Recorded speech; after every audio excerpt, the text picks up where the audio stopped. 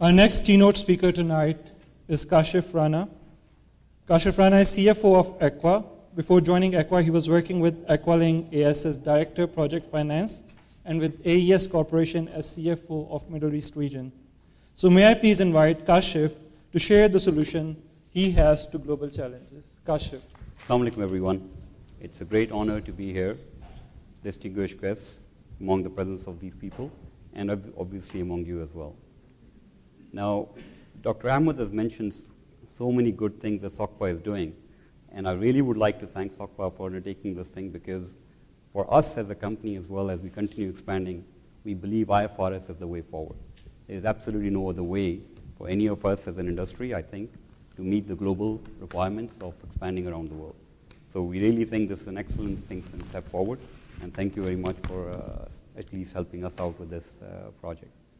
When I was stepping up here, somebody mentioned that this is a dry subject, and I fully agree with him. The reality is what it is. Not only is this dry, but the fact is the global world has changed so much that we are now having to step up and make sure that this dry subject is understood by our management as well. And it's quite a task to manage. Oh, there we are. Let me just ask a question over here, if you don't mind. How many of the people over here are from the industry? Can I just have a show of hands, if that's okay? Wonderful. ACWA Power guys, you can keep your hands down. There's too many of them already. Let me ask you this as well. How many of you voluntarily prepare IFRS financial statements for your groups? Wonderful. That's the enormity of problem today. That's the gap that we need to fill up, right? And it needs to be filled up as we go along in this process with SOCPA and with all the firms around us, right, to fill up the gap. So guys, we ended up here for a reason in this situation. When the world started off, it was a very simple world, cash accounting, and we loved it. Till accountants actually decided, you know what is a better measure, which is called earnings. Earnings led us to believe a standardization. We all needed to make sure that the corporations around a certain region, which is the country, or the continent, ensured reporting all these earnings in a standardized manner. Well, we got ourselves there, but then we all came up with new problems, right? The world globalized. The same corporation ended up in many different places. This is where we became interconnected as a world. One event changes the world today. It not only changes the world, it changes the accounting world as well. Because the accountants need to put their heads together and say, how do I look into the future? They're asking us to be Nostradamus today. That's what the business community needs. Well, that's the only solution as well. We need to make sure that the problems that are being faced by the world from an accounting perspective are addressed in a manner which can sustain itself over a longer period of time. It's not only today that this progression of the economic globalization which is happening will stop. It will continue going forward as well. But what you will see, for sure, as I can see for what's happening right now, standards will keep evolving as well. With standards evolving, we as industries will evolve as well. And it's a vice versa process. The amplified issue for our accounting bodies about predicting the future is also making sure that they can educate the readers, us, people who are using them, quick enough. The problem with that obviously stems is how quick an issue comes into the market, and that's addressed. For us to make sure that this task of implementing all the standards, we need to make sure we remain educated as well in the process. And that's, I think, where the whole issue starts. The standard setting bodies have put these standards in place for all of us, but it's the implementation of that which counts a lot.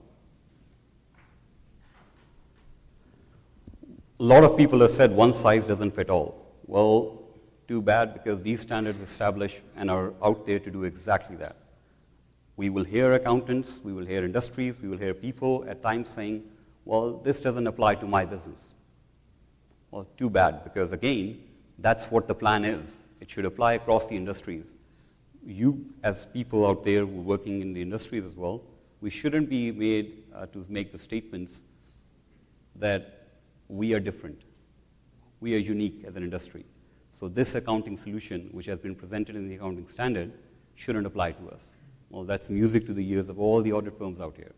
But that's reality. That's how we should be facing ourselves today, that the changes that have been made in these standards, which may be complex, are there to fit across the industry. the thing about all these standards is also going to be one more issue that's going to come across different countries. It's how we interpret these standards. And that's where I think the biggest challenge, frankly, lies in. You will see different interpretations being made about IFRS in different regions, countries, places, even in companies across the same country as well. And for us to make sure that the interpretations and the practices apply consistently across the globe for all the companies is going to be quite a challenge. But we need to accept this and we need to move on. And that is where we start supporting our businesses. IFRS for Saudi, as well as the region around us, is here to stay. It is coming. The quicker we all adopt towards understanding the reality which is coming towards us, the quicker we will be able to address the solutions as well as the management concerns. We will face with issues today which are, from a SOCPA perspective, differently handled by each one of you. IFRS is going to bring all those things upon you as well, saying, now look at it again and differently. So educate yourself and be there quicker than the others. The value chain of the business is driven by earnings. We all know that. Well, the earnings are a combination of the management making a decision and you as accountants, because you will be the ones who will make the accounting treatment happen. This requires the management to also understand one thing. Where do they involve the accountants? Are they going to remain as historic people, in which they account for all these decisions that have been taken, they account for the, present the solution post the issue, or they actually become forward thinkers?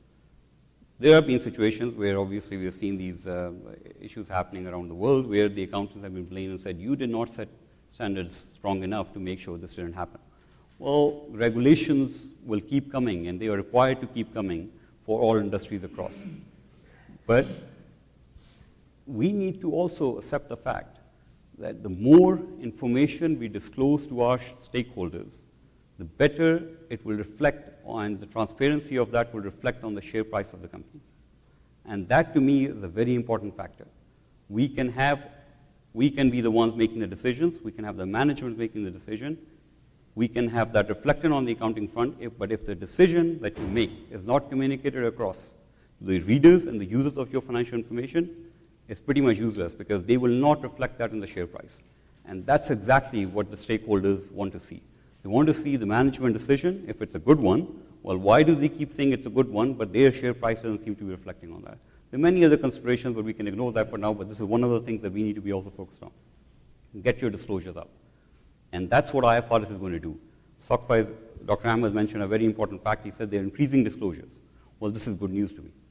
I think we should be at a point where we can increase disclosures, where we can eliminate the intrinsic value of the company difference that it has to the stakeholders and the shareholders' price of the company. This difference can only be eliminated by making sure they have the same information that the management of the company has. We have seen it all. The management seems to reflect a valuation of the company, and then they say, why is this valuation not the same which the stakeholders or shareholders are reflecting it? Well, that's the reason, because you seem to have, as a management, a lot more information to make the decision what the valuation of the company is. They don't. So the only way we can get to that point is making sure we can make adequate disclosures available to all the stakeholders. Right? One other thing that we need to also be careful about is where accountants just become too influential on the company. As such, what it means is your decisions the management takes shouldn't be driven by the fact that it has an accounting impact. That will remain. It's a fact that cannot be taken away.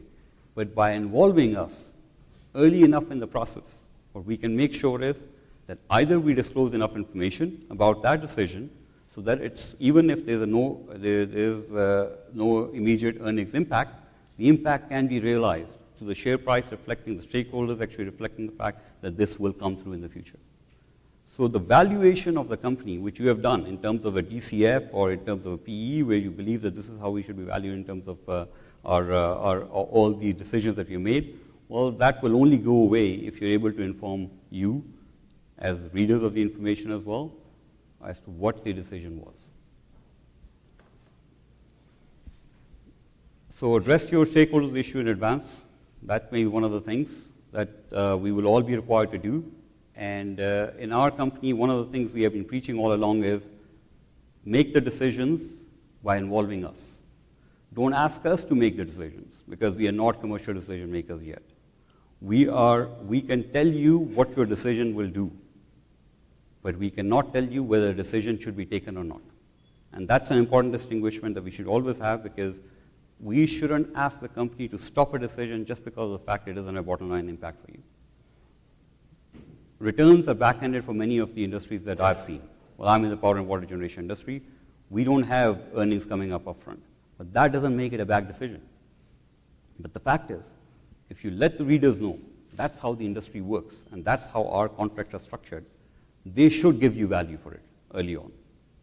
And that's what we are here to do, eliminate that gap. I also see the issue around the fact that when we go into first-time adoption, with companies like us who are thinking about IPOs in the future, we're going to have a situation where we might have some years where we adopted certain standards from IFRS, whereas other years where we may not have adopted those standards yet. So it's going to be a whole suite of changes that's going to be occurring year on year in terms of the IFRS adoption. I think there's a very simple solution.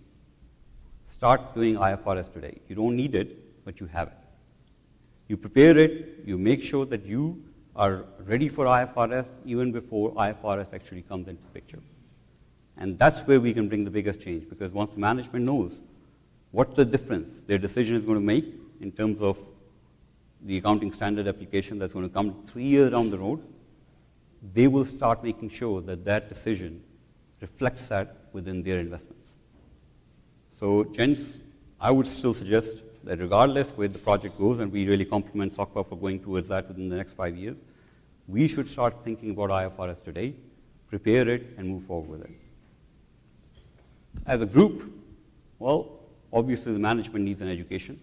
They're never going to understand why IFRS did it this way and SOCPA did it the other way. Well, that's something that's for us to try and make sure that we can fill the gap up. We are going to become forward thinkers, because we're going to work with the management today and not tomorrow. We're going to work with them today and tell them how a decision is going to impact their earnings tomorrow. We will also need to make sure that our firms, audit firms, it's not about the big four only, because this is going to be industry across, the whole industry is going to be needing support from the audit firm. Well, they are going to be having to meet up the expectations of their, the companies as well.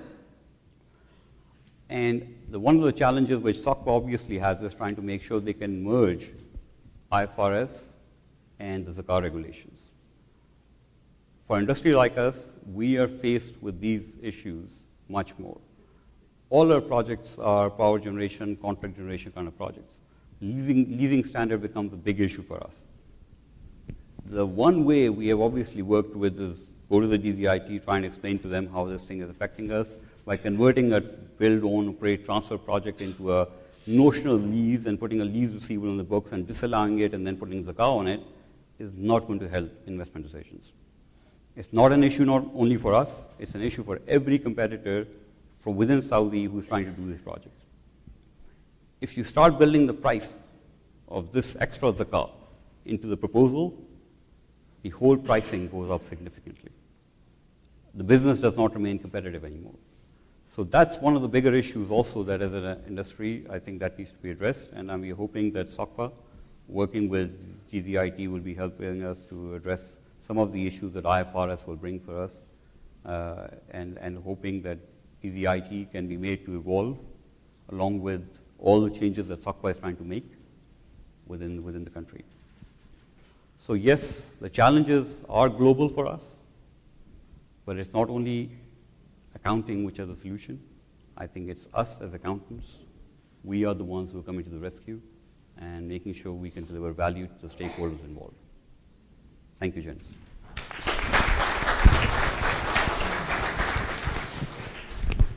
Thank you, Kashif, for such a stimulating presentation.